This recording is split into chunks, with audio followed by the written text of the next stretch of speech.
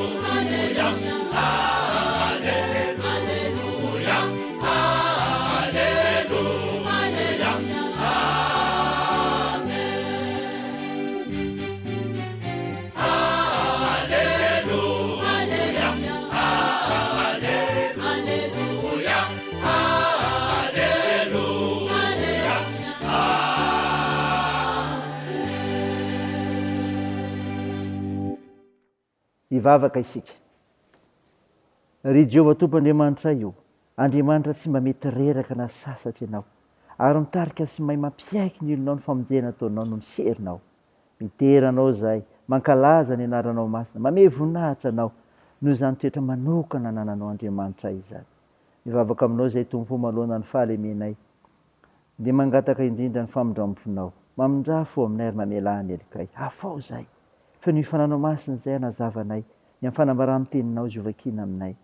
Akaizanay mandray ny fiavozana avy amin'ny teninao, hamantarana ny sitraponao Andriamanitra. Anaran'i Jesosy Kristy no angatanay sanovanay izany mivavaka izany. Amen. Ny ofinainao antsika amin'ny teny ety ravana malala dia hitanao ao amin'ny bokin'i Isaia.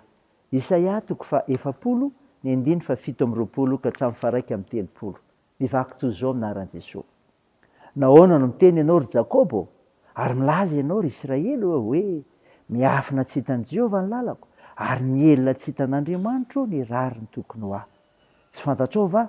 Tsy efa renao va fa Andriamanitra marak'izay Jehovah, izay namorona ny faran'ny tany, tsy mba mety ho reraka na sasatra izy, tsy takatry ny saina ny fahalalany. Mampahatanjaka ny reraka izy, ary izay kely hery dia omeny hery be. Na dia ny tanora fanaza dia ho reraka sy ho sasatra, ary na dia ny zatovo aza dia mety ho tafitohana mafy. Fa izay miandry an'i Jehovah dia mandroso hery kosa, elatra ny akarany tahaka ny voromahery.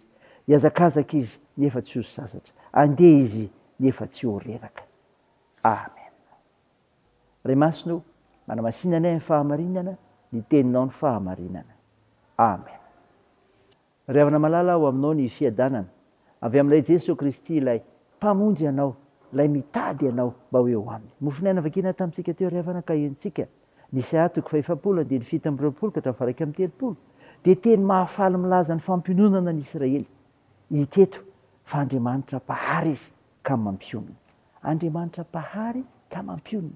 Dia hoy ny 7 mampatanjaka ny reraka izy, ary izay kely hery dia omeny hery be.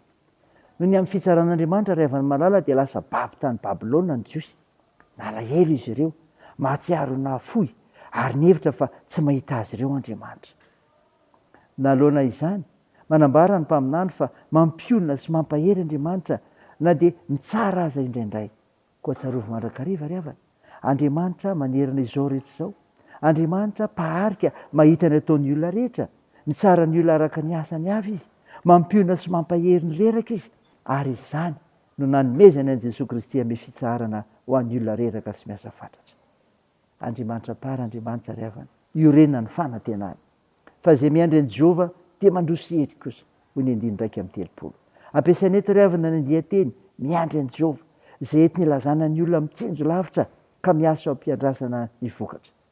Ny zatovo voatokana hanao ny asany miaramila mety reraka, fa ny olona miasa amin'ny herin'Andriamanitra ka manantena azy dia tsy ho reraka mihitsy. Noho izany ary, na dia mandalo ady sarotra ianao, aza kivy, aza ketraka, fa mangata hery avy amin'ny tompo ka miasa.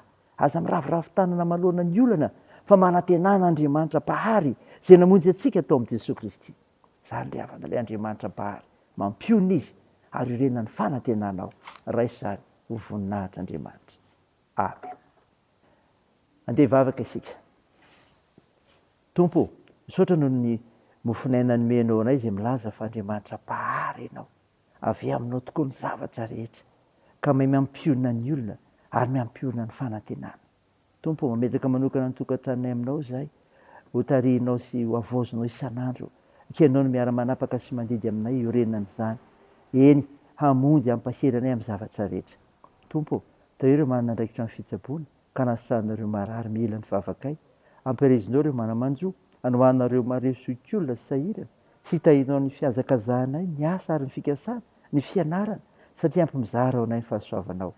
Io ny fierinenay, ka asa mahery ny fiananao masina amin'ireo tompona ry mpanjakana sy vahoaka malagasy tsy vaky volo. Anana fahendrena, anana fanetretena, anao ny fahamarinana.